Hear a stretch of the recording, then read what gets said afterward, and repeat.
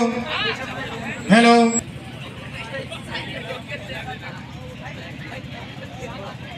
पवन तनय संकट हरन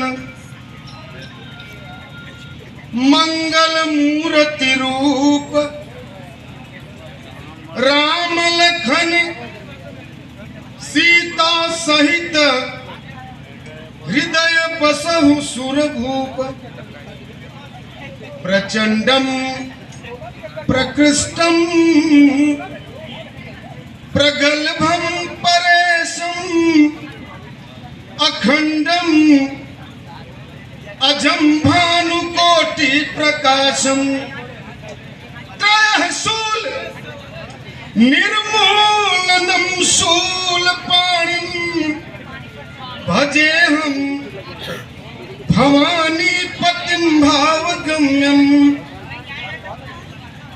के दुनिया को जिसने मकड़ी का जाला बना दिया और दशरथ के सुत को नंद का ला बना दिया, अजी लोहा गला के मोम का अरे ताला बना दिया और जपने को प्रभु नाम की माला बना।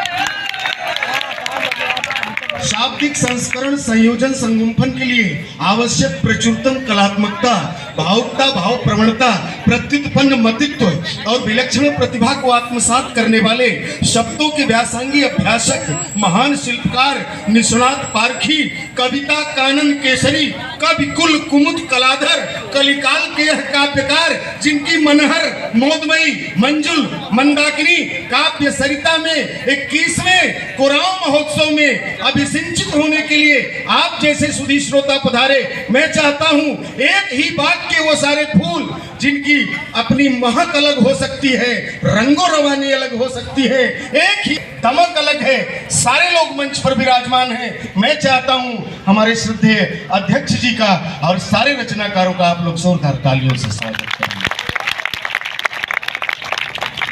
कुर्सियों पर सम्मुख बैठे हुए चेयरमैनों को मैं प्रणाम करता हूं।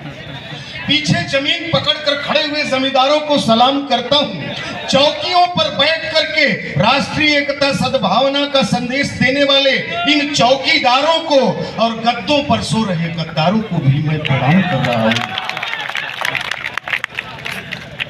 दुष्यंत कुमार जी कहते हैं कि इस नदी की धार से ठंडी हवाएं आती तो है, अरे नाव जर्जर ही सही लहरों से टकराती तो है, नाव जर्जर ही सही लहरों से टकराती तो है। और एक चिंगारी कहीं से ढूंढ लाना दोस्तों, क्योंकि इस दिए में तेल से भीगी हुई बाती तो है। ये तेल से भीगी हुई बाती कविता की ये लौ, जहां न पहुंचे रवि वहां पहुंचे कवि, और ये कवि नहीं रहेगा, ये कलम के सिपाही नहीं रहेंगे तो ये तन बेच देंगे, ये मन बेच देंगे, ये धरती ये सारा गगन बेच देंगे, और कलम का सिपाही अगर सो गया तो ये वतन के मसीहा वतन बेच देंगे। कविता अपने तमाम आशय को लेकर आज इस मंच पर आएगी। मैं कुराओं की धरती, कुराओं की माटी से रमे हुए, चाहे वो कृषि क्षेत्र हो, चाहे विधि क्षेत्र हो, चाहे वो शिक्षा का क्षेत्र हो, चाहे समाज सेवा का क्षेत्र हो, मेरे सामने जो शिष्ट और विशिष्ट विभूतियां मौजूद हैं, मैं सभी अग्रजों की, सभी बुजुर्गों की चरण वंदना करता हूं। लोकतंत्र का चौथा स्तंभ एक ओर है, दूसरी ओर पीछे खड़े हुए विद्यालय के नन्हे मुन्ने बच्चे 5 से लेकर 55 और 55 से लेकर 80 तक का ये कारवां मुकम्मल होगा दोस्तों 21वें कुरान महोत्सव के इस पावन अवसर पर। जरूरत इस बात की है, जितने कवियों को जितना मन लगाकर आप सुनेंगे वो उतना ही आपको आनंद देंगे। मैं चाहता हूं एक बार अपने लिए भी जोरदार तालियों से आप लोग अपने को अभिषेचित कर लें। कविता राम खिलावन और रमपत हरामी की नौटंकी नहीं होती।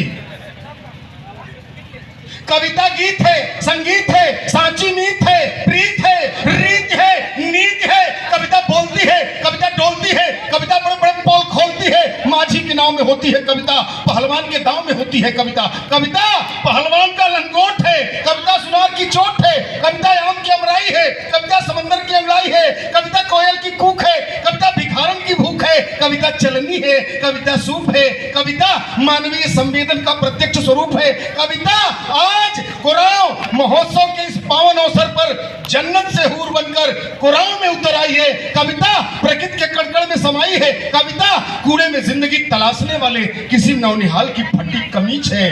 और कविता भाषा में आदमी होने की तमीज। मैं आपका तिमाही इम्तिहान ले रहा था, 42% लोग पास हो गए। आइए अभी अभी कुछ महानुभाव इस महफिल में दस्तक दे रहे हैं। आप लोगों का भी बहुत बहुत स्वागत, बहुत बहुत अभिनंदन। आइए हम माँ की आराधना, माँ की वंदना के साथ शब्दों का कुनबा जोड़कर आपकी समस्या, आपका खेत, आपका खलिहान, आपकी माटी, परिपाटी, संस्कृति, संस्कार, आस्था, विचार, सम्मान, स्वाभिमान, तिरंगे और हिंदुस्तान को आपके बीच लहराते हैं। और तभी इकबाल साहब कहते हैं कि कुछ बात है जो हस्ती मिटती नहीं हमारी, सदियों रहा है दुश्मन दौरे जहां हमारा, सारे जहां से अच्छा हिंदुस्तान हमारा, हम बुलबुले हैं इसलिए गुलसिता हमारा। माँ की आराधना के साथ 21वें कुरान महोत्सव के इस मंच का मैं आगाज करना चाहता हूं। और इसके लिए बाबा गोरखनाथ की उस पावन वसुंधरा से, राष्ट्र की एक ऐसी कवयित्री जिनका चरित्र और चिंतन हिंदी साहित्य की अभिधा, लक्षणा और व्यंजना का पर्याय है, मैं बड़े आदर सहित आवाज देता हूं। डॉक्टर शिवा त्रिपाठी वंदना के स्वर के साथ इसके पहले की माइक तक आए, उनके सम्मान में जोरदार तालियां बजाएं।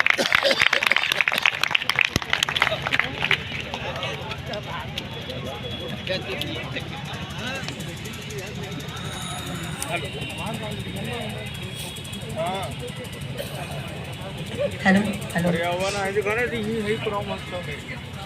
माँ की वंदना का सौभाग्य प्राप्त हुआ है।